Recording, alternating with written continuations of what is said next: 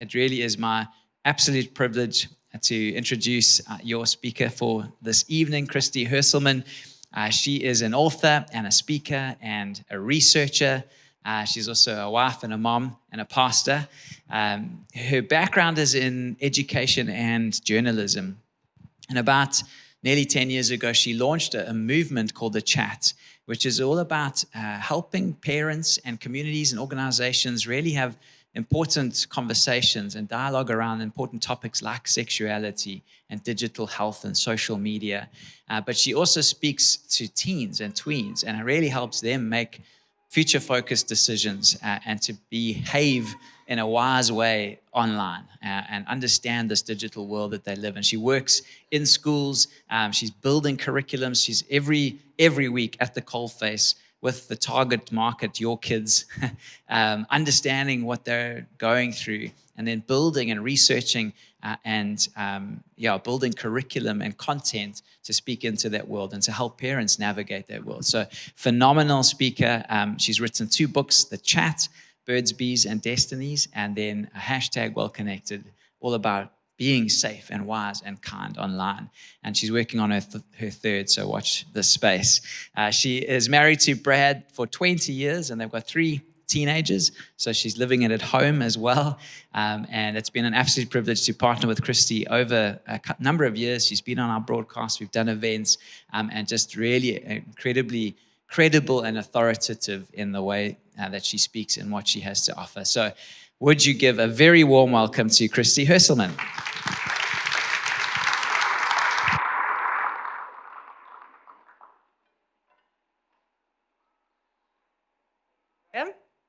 Thank you so much for that wonderful introduction, and thank you so much for hosting us. It's such a beautiful space to be in, and I am just going to get that behind me.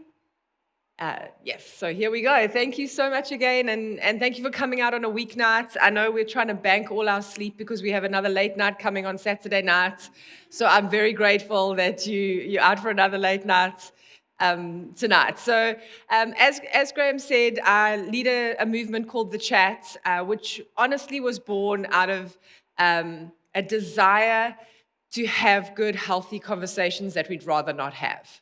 It started off helping parents talk to their children about sex and sexuality, and then very quickly I realized that was deeply connected to our online space and to our online experiences. And so I talk about those kinds of spaces tonight. So what we're going to do tonight is the title of the talk is hashtag wellconnected. So as you can imagine, we're going to talk about the online space. And I know there's parents with children of various ages here. So for some of you, you'll have very little kids whose their access to the 2 devices would be very controlled, maybe watching something on your phone, playing a game on your phone. Delete all the games off your phone. That's my first advice. But for others, you've got teenagers who you may have this feeling in the pit of your stomach that you're thinking, what is going on that space? So I just hope tonight that wherever you find yourself, that as we speak through some of the challenges, that they just help you understand the space better. And then in the second half of the evening, that you just really feel equipped, you feel encouraged, you feel empowered to navigate this space with your children, put in the boundaries that need to be there, and go through this season of parenting with them in a way that is empowering both for you and for your children. So before we start, I'll just introduce you to my people, if you don't mind putting that picture up. So this is my family. We live in a beautiful little place called Umhloti, which most people didn't know until the floods washed half of it into the ocean a little while ago, but we are recovering slowly. We're not there yet, but it's a beautiful place to live. They're a family of surfers. We live across the road from the beach, and all of them surf. And my daughter is 16. She's in grade 10. She's a dancer, ballerina, free-spirited person. And my sons, if you're wondering why they look the same, it's because they are twins. And they're in grade 8, and they go to a very big public boys' school. And that is the space that they love. They love the camaraderie. They eat, sleep, breathe, sport. Their little under 14A hockey team came second in the country this year. So that is their absolute passion in life. And yes, phones are part of our space. They're part of our life. And I thought I would just start off by telling a little story of how I realized and we have very strict, obviously, boundaries and things around devices in our home because it's what I do for a living, and I try to live what I ask other parents to live. But the other day we were playing 30 seconds as a family, and Blake and Ryan were on one team, which you should never do. You should never put twins on the same team because they have superpowers. And we did this, and Blake took a card out of the pack, and you guys know how 30 seconds, you guys all played it. So he takes this card out the pack to explain the word to his brother, and he says, "It's what we like to watch on YouTube." And my husband and I looked at each other because we knew how old this pack of cards was. We knew there was no Mr. Beast, there was no Dude Perfect, there was no Minecraft, there was nothing on this card that had anything to do with the digital space. But what was interesting is that as Blake said that clue, Ryan said the correct answer without missing a beat. And the answer was shorts.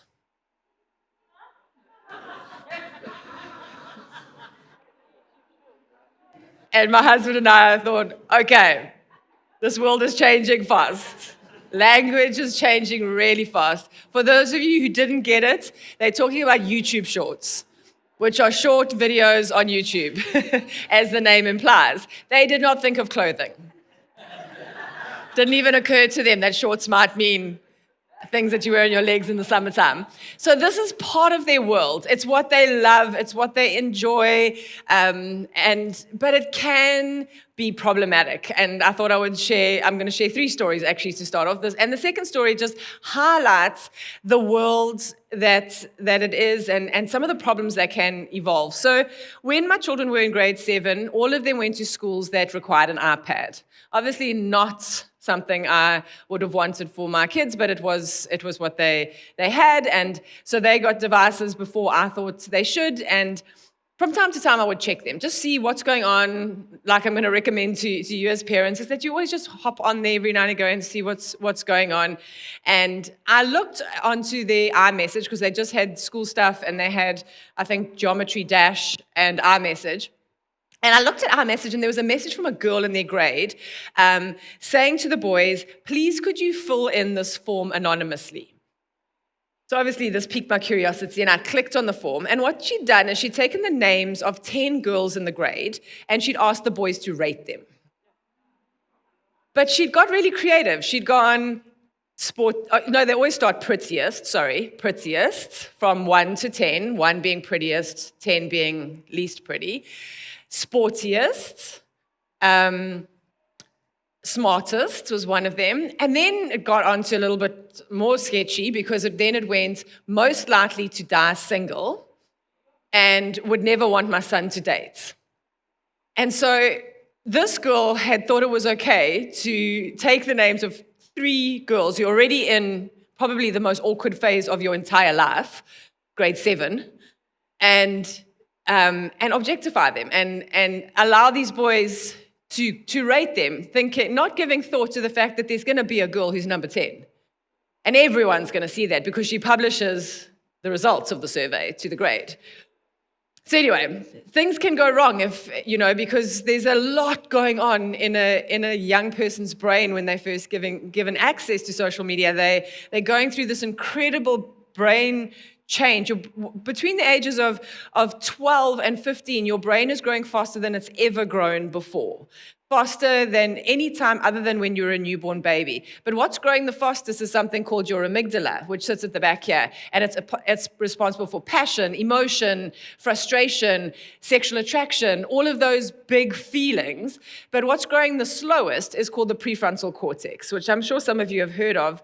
That is the part that's responsible for good decision making. That part of our brain is fully formed when we're 26. So when we hand a phone to a child who is 12, we are giving a device, whether it's a phone or a PlayStation or a laptop or a tablet, it doesn't matter. if there's an internet connection, there's an internet connection. We are giving it to a child who essentially has a brain with a supercharged accelerator and very bad brakes. And that's nothing wrong with them. That's how they're meant to be. That is how they grow. That's how they develop their risk-taking capabilities, their courage. They can't be super cautious. Otherwise, they would be like little mini adults, and then they wouldn't develop. But when you give them a device at this age, things like Google Forms rating girls are going to happen. And so this is the reality of the space. And then just so that the young people here tonight don't think that I'm all about teenagers being the ones who are having issues with their devices, this is a problem for all of us. Almost every teenager I talk to tells me that their parents are distracted by their phones. And to illustrate this, I read a survey not so long ago that said that babies are learning to talk later than ever before. So the average age that a baby says their first word is getting older and older and older. And the reason for this is not because the babies are on their phones or their mom's phones, because I know some babies don't probably get phones when they're that young, but moms are on their phones. So moms, and dads, so pre-phones, parents of babies would constantly be talking to them. You're so cute, you're so clever, come, let's look at the birdie. What color is that? What is that? And you're constantly just chatting to your child. Now, a lot of parents will be, oh my goodness, I've got 5 seconds, feet up, TikTok. The baby must just entertain him or herself. And I see this firsthand because I live on the beach in Umdloti, and I see parents walking their babies in front of my house, and it's the pram, the baby, and the iPhone on top. And so this is a problem for all of us. And so as we think about this and as we go through this together, I think we need to remember that it's shaping all of our brains, and it is addictive for everyone, but it has very particular challenges for children. So when our brains are developing, when our prefrontal cortexes are not fully formed, when we are trying to develop language, character, values, that they say that by 14, your core values are pretty much established. And so those, if our children have access to devices, will be established through the use of those devices as well. And when we give our children a device, we essentially open a door to the world. As someone said to me a little while ago, the internet has no shallow end. So when you open the door to the internet, you open the door to the whole internet. There's no kiddie pool internet. Even YouTube Kids has got horrendous stuff on it. Someone showed me how you can actually access porn through your Bible app today. Someone showed me. There is no safe place on the internet. And if when your child is a certain age, you give them an iPad, you give them an Xbox, you give them a tablet, you give them a phone, and you just say, be safe, have fun, enjoy, you are essentially allowing them to close that door behind them. You're left standing out there, and they're in this room with the world, trying to figure it out on their own. And that's not going to be a safe place for them.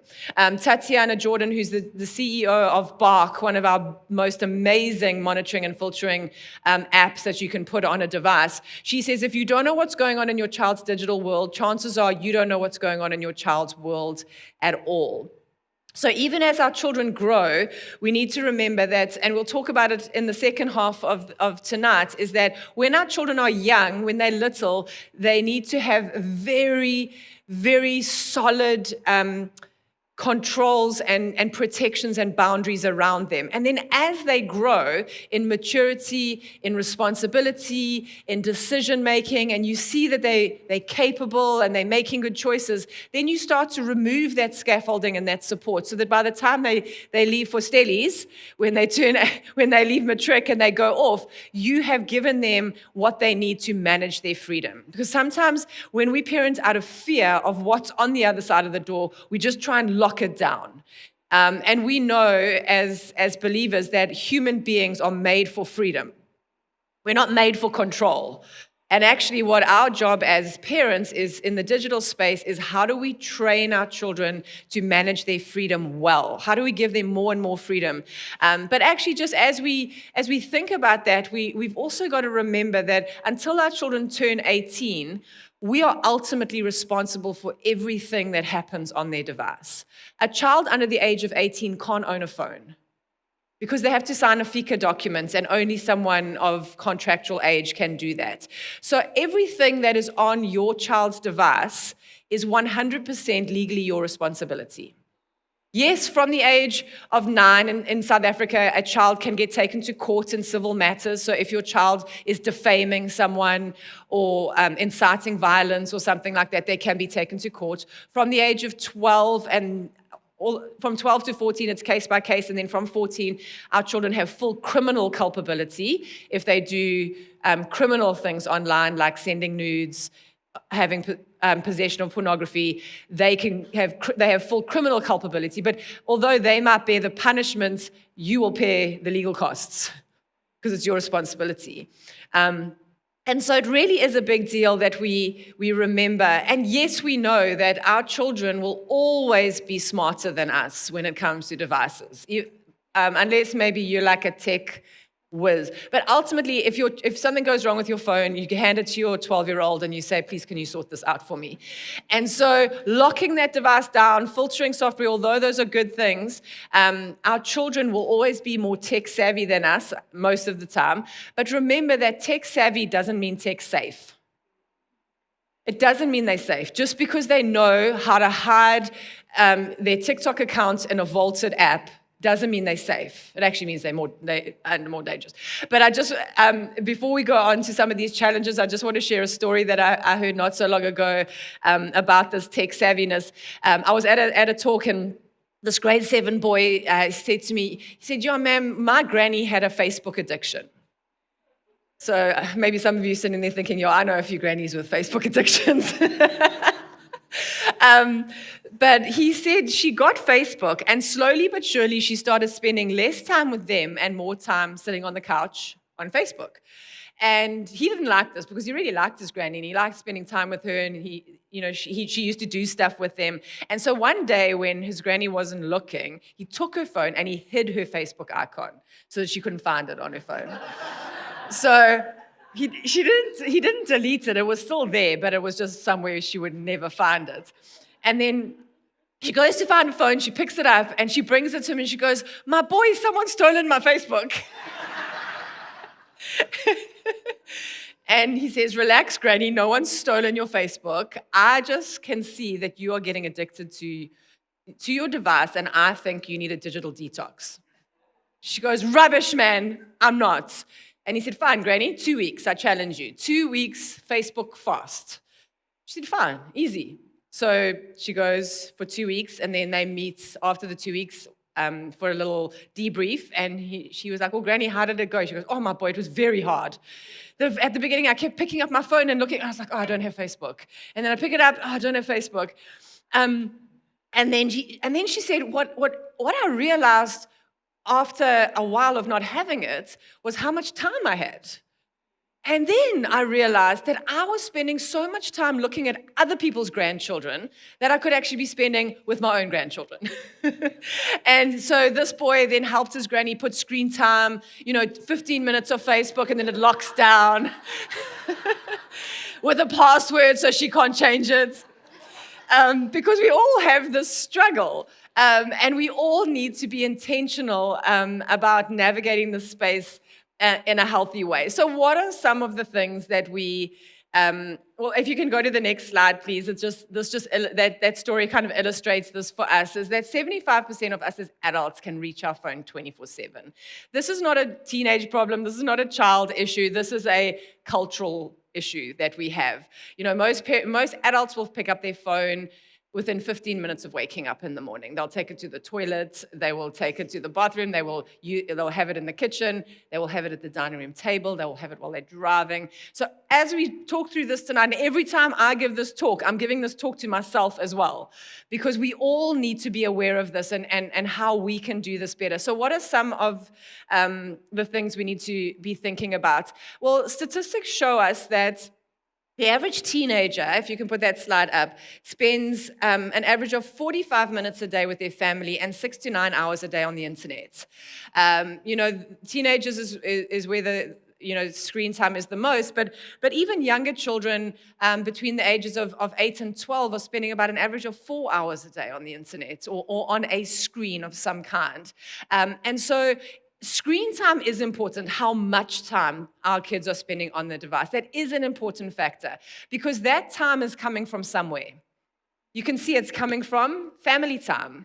Often it's coming from time you would be playing sports or spending time face-to-face with actual people. It's coming from homework. It's coming from studying. It's coming from somewhere.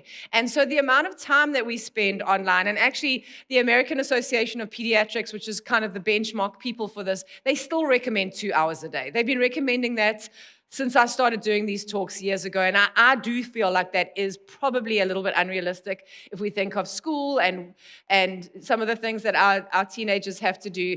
But I think it is realistic to say that most of us are spending too much time, and a lot of our teenagers are as well.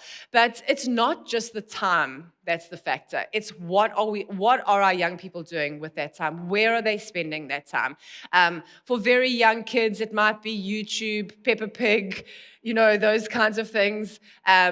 But for most of our children, it will be some kind of social media. And a lot of parents that I speak to say, my child has a device, but they don't have social media. And then we start listing them, and then they go, oh yeah, they've got that one. Oh yeah, they've got that one. Oh yeah, they've got that one. So let's just go through a few of them.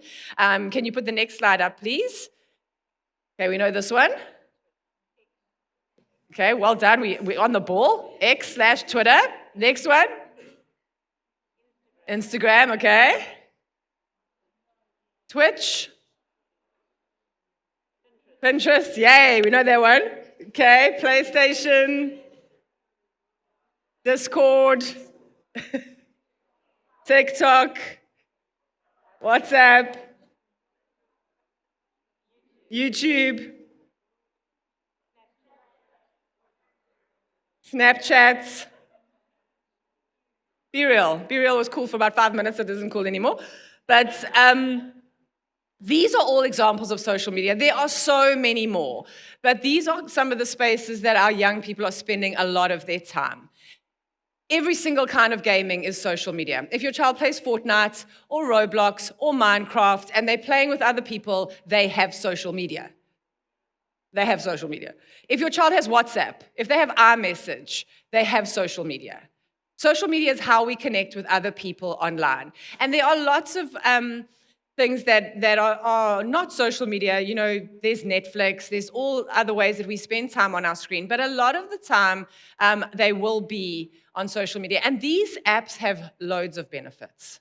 They have loads of ways they connect us. We find out fun stuff. We do amazing things. But I can tell you many, many stories of every single one of these apps where children have got extremely hurt, been connected into very dangerous spaces, and things have gone horribly wrong.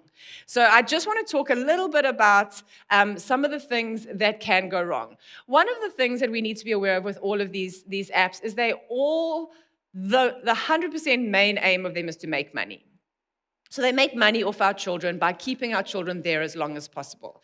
And they use algorithms to keep our children there as long as possible. Algorithms are little computer programs that work in the background that, yes, listen to you, yes, look at what you're searching for. If you go and Google Adidas Tackies, they're going to come up on your Instagram. If you say, I need a new bed, beds are going to come up on your Instagram. It is a fact.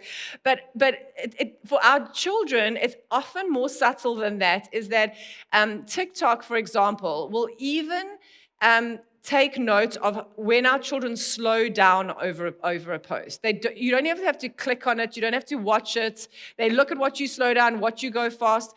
And then they have these amazing programs that feed our children more of the same, but with a little bit of a shock factor and a little bit of spice. There's like this amazing cocktail that these incredibly clever people have created to addict our children and to addict all of us. And it's about dopamine in our brains, and we'll talk about that just now. But these algorithms are dangerous for many, many reasons, because what they do is they divide, tribalize, and send us down dark rabbit holes. So if your child doesn't like their body, for example, a lot of 12-year-old girls are not 100%, oh my gosh, I have the perfect body, I'm so happy in this one. And they start to look at videos of skinny girls. They'll be fed more videos of skinny girls until they will eventually come across the skinny girl challenge. How much space is left when you put your hand around your wrist? How far can you pull your belt? What do you look like from the side? Then they'll start getting into the pro-an, which is the pro-anorexia stuff. And it's very easy for a girl who's just normal and uncomfortable in her changing body to end up with posts that encourage eating disorders and help her hide her food from her parents. And so we've got to be aware that this is not a neutral space. It's a very, very intentional space that our children spend their time. And algorithms can work in our favor as well. If our children are looking up inspirational things, sports stars, scripture verses, those kinds of things, they get fed more of that as well. So they work both ways. But what is the harm of this space? Well, first of all, there is a toll that it takes on our children's emotional and mental health. This is one of the most worrying things to psychologists and researchers, is the fact that teenagers have never been more unhappy than they are right now. Preteen girls specifically, self-harm is exploding, cutting, burning, hurting themselves, eating disorders in this preteen age group. But teenagers on the whole, since between 2010 and 2015, teen suicide went up by 23% and depression went up by 33%.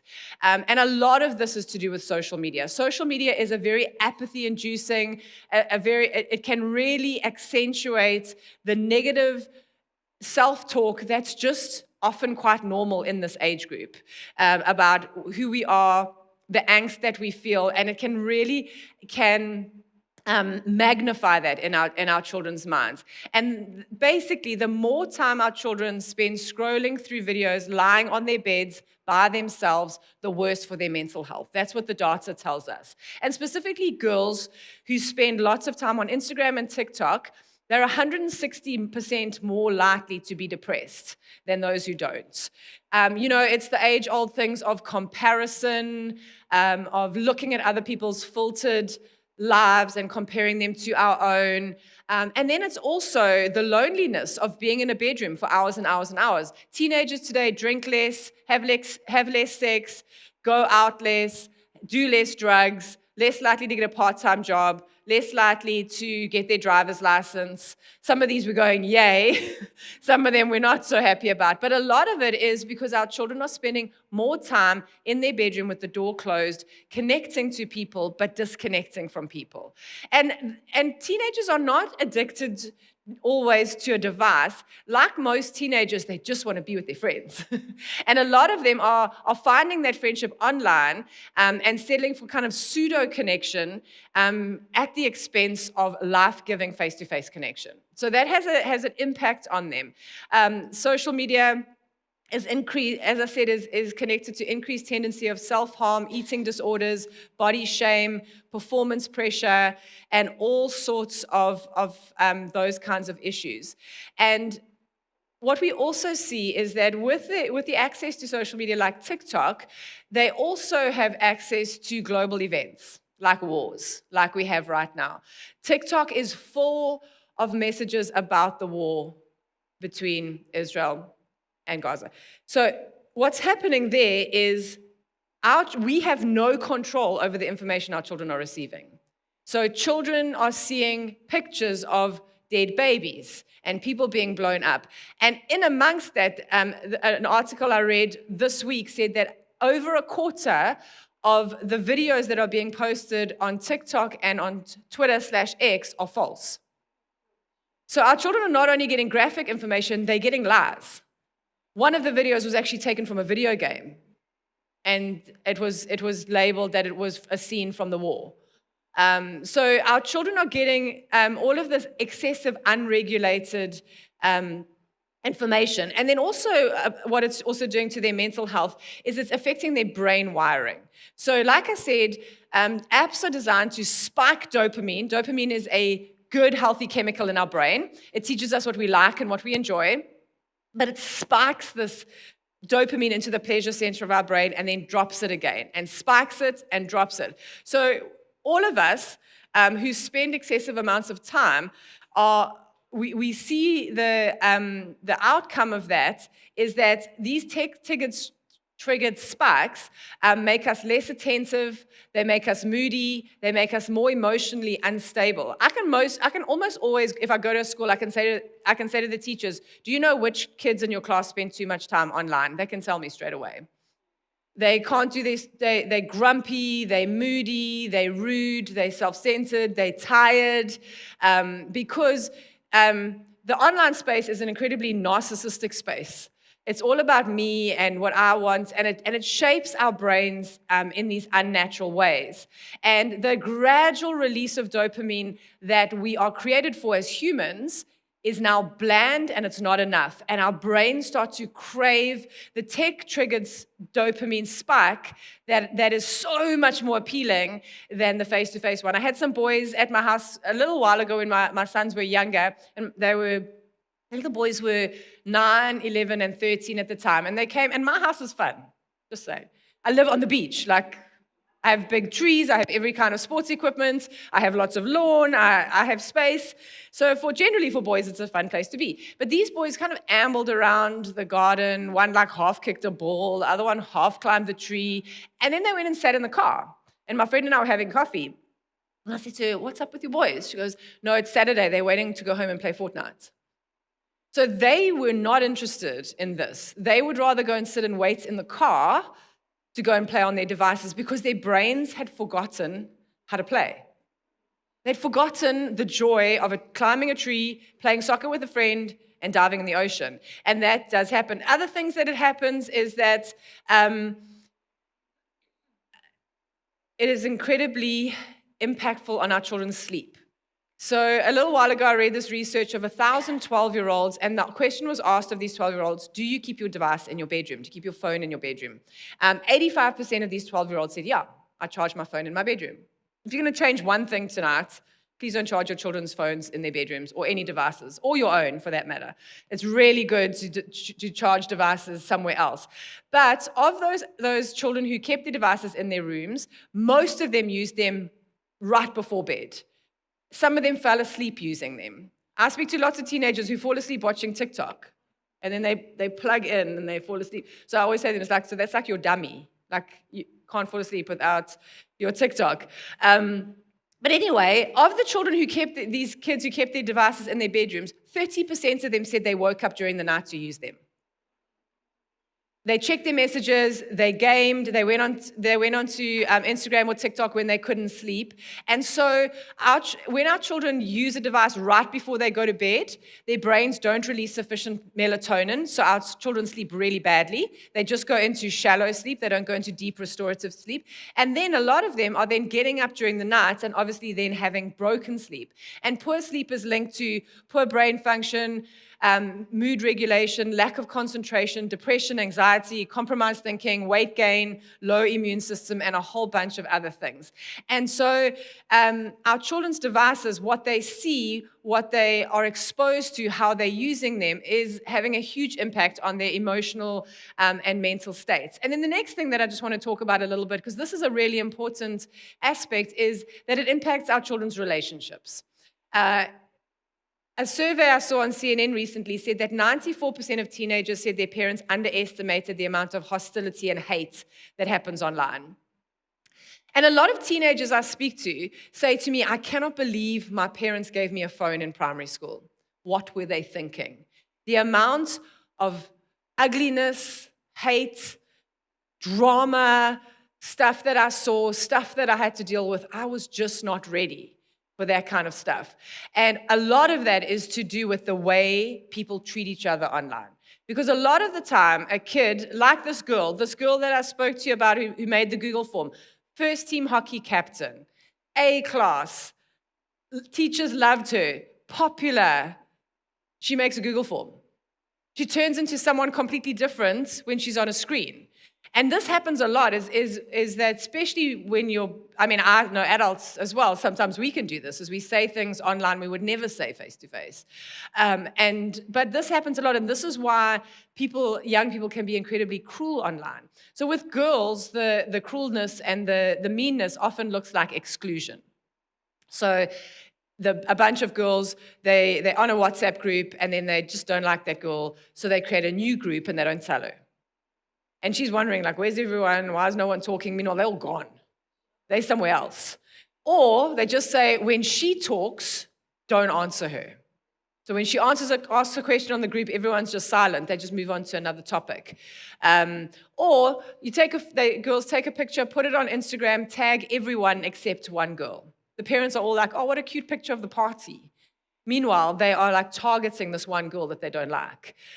With boys, it's usually a little bit more overt. It's the name calling, the dogging in photos, the pranking. A lot of the teenage boys that I speak to, they create fake Instagram accounts of like really pretty girls and then flirt with their friends or a guy that they don't like and see how far they can push the relationship. Boys can be mean online as well. And then also, we spoke about it this morning, but the other impact is the impact it has on their romantic relationships, on their dating, on their attraction, on their, just interest in romantic relationships. And everyone has different ideas about what dating looks like as teenagers in high school, whether we should date, whether we shouldn't date.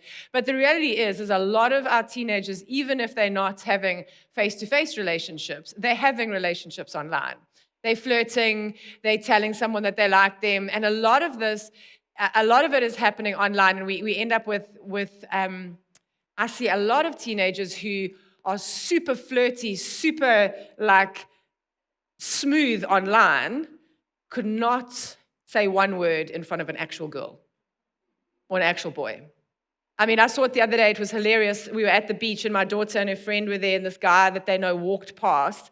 He like mumbled like as he walked past. But when they got home, both of them had messages on their phones from him. Hey, saw you at the beach. What you up to this weekend? Da, da, da, da, like. But he cannot talk to a girl. And that's age appropriate. The awkwardness, hard to talk, like don't know what to say. But now you can choose to opt out of talking face to face because you can just talk on your phone. And so when we were young, you were forced to push through the discomfort and grow your social skills in talking to people. But now a lot of young people just don't do that. They just have conversations online. And so with the generation that's come through and are now in their 20s, we're seeing a lot of young people who don't know how to start or maintain actual relationships. And it goes as far as, I saw an article in Psychology Today a little while ago that said, why are so many young men single and sexless? So it was a secular article, and they were talking about the fact that men in their 20s who statistically are in their sexual prime, they're having sexual relationships, they're getting married. We're seeing with this generation that has dropped significantly, where a lot of young men are not having any sex, and also they're not having relationships. They're not dating. They're not getting married.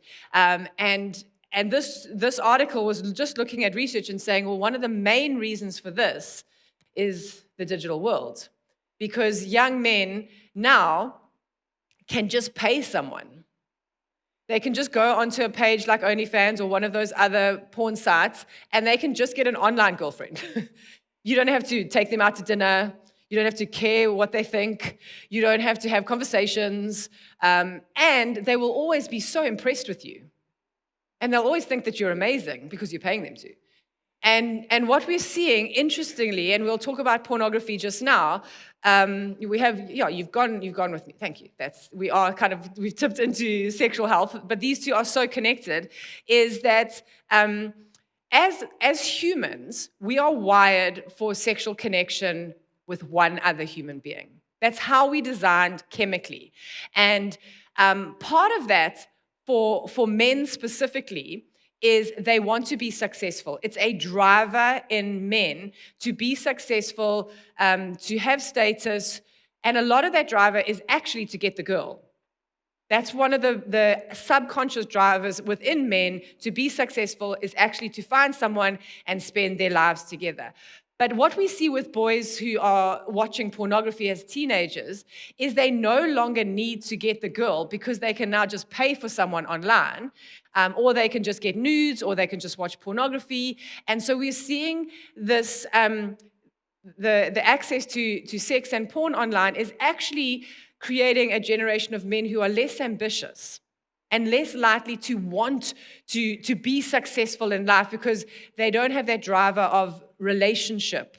And so it's having a huge effect on our social skills, and you can leave it on sexual health for now, but I just want to say as well that it's not just about romantic relationships, it's about all relationships. So with devices, especially when we're young, if you want to have an awkward conversation, you can just do it on your phone. You can break up with someone on your phone. You can ask someone out on your phone. And so you don't have to stand in front of someone and have a really hard conversation. So obviously that has huge implications for adulthood. How do you ever get the courage to ask someone to marry you? How do you ever have the courage to fire someone? Or if you're a doctor, you've got to tell someone they've got a terminal illness. So all of these social skills that we need to develop by having hard face-to-face conversations, we now are losing because of this disconnect through phones. And more and more teenagers specifically, you see adults doing this as well, but you see people walking around with earphones, and even when they're in public. So disconnect into your own world, even when you are with other people.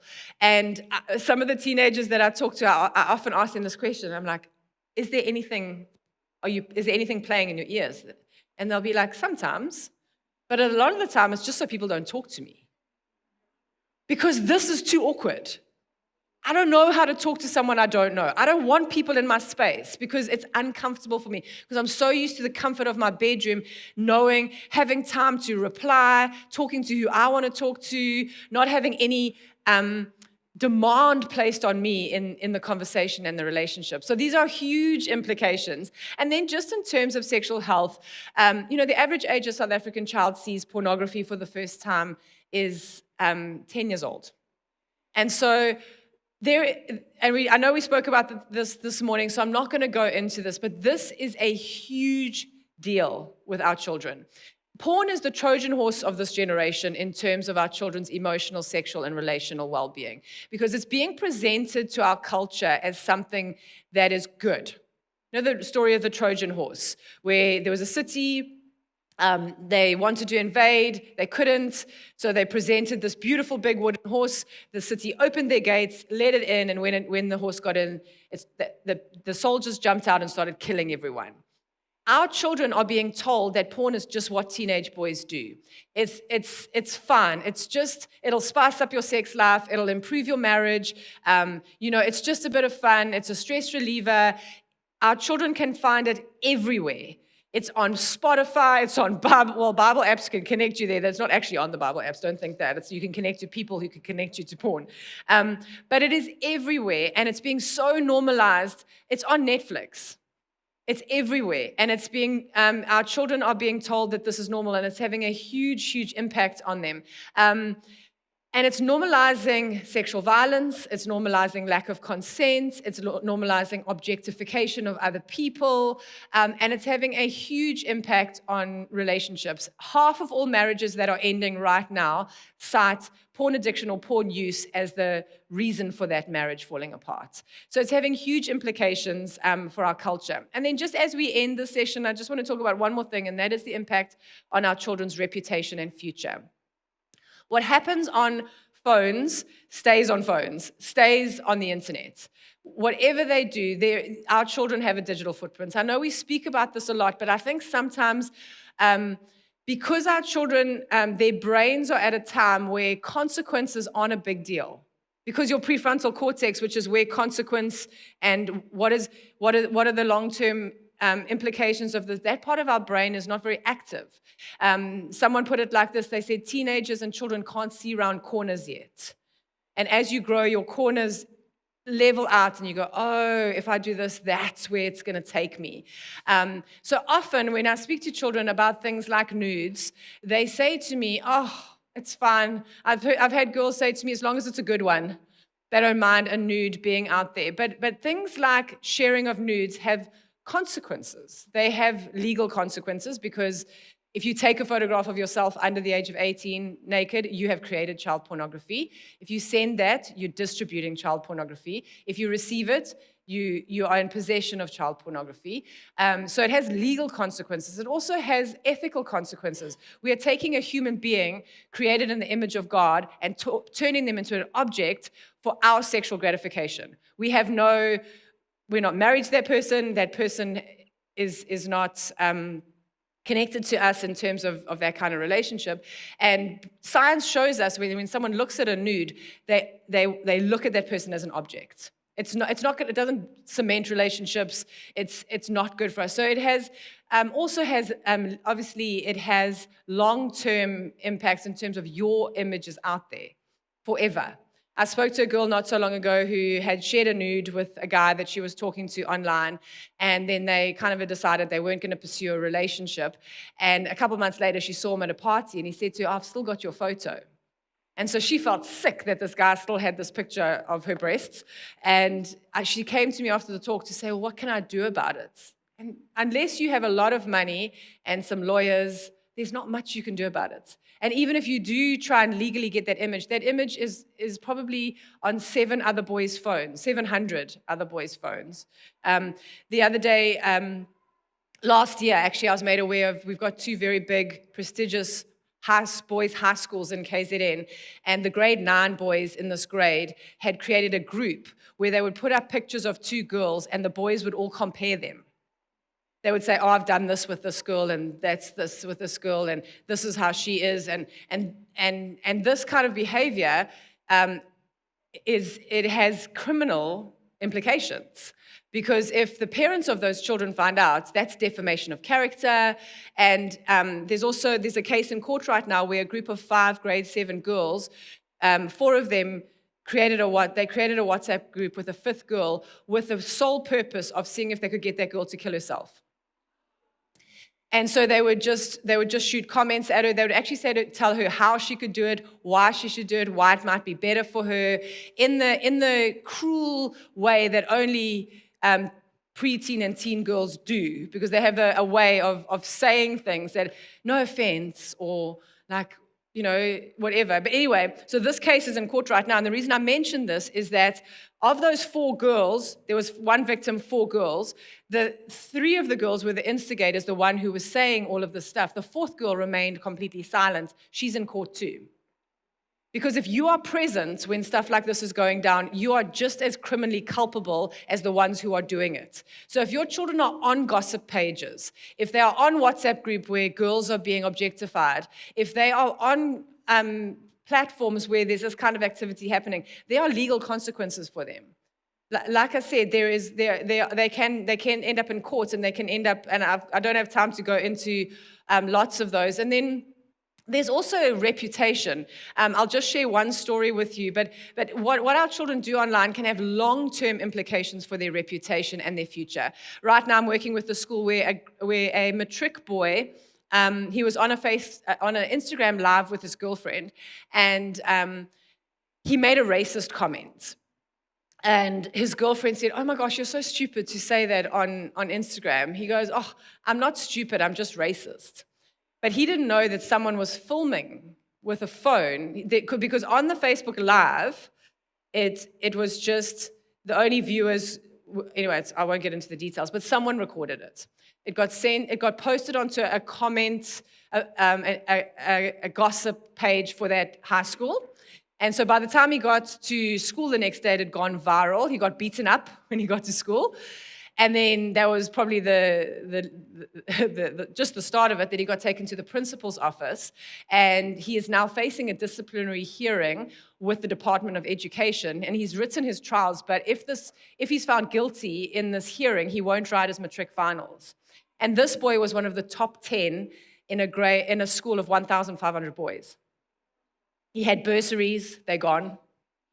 He had a bright future in terms of companies that were going to employ him. It's all gone, because that video is on my phone. That video is everywhere. That video will be on the internet forever. someone will have it. So when people Google him, that's what they'll find. And so everything that our children do, people my age often say this, and I say it, I'm so glad I did my dumb stuff before the internet.